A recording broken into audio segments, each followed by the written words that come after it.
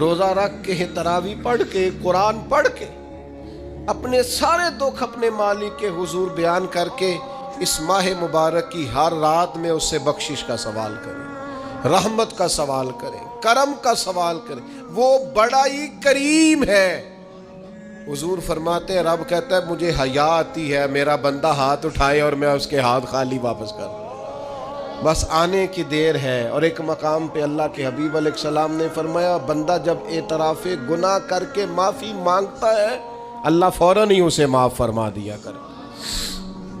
چوتھا کام جو اس ماہ مبارک میں بہت زیادہ کرنا ہے وہ یہ ہے کہ حضور نے فرمایا یہ صبر کا مہینہ ہے، صبر بہت کرنا ہے۔ ایک تو صبر ہوتا ہے نا مصیبت پہ صبر، ایک خواہشات پر بھی صبر ہوتا ہے کہ خواہشیں پیدا ہو رہی ہیں پر صبر کرنا ہے اللہ کی رضا کے لیے، یہ بھی صبر ہے۔ نیکی پر استقامت کے لیے بھی صبر کی ضرورت ہوتی ہے۔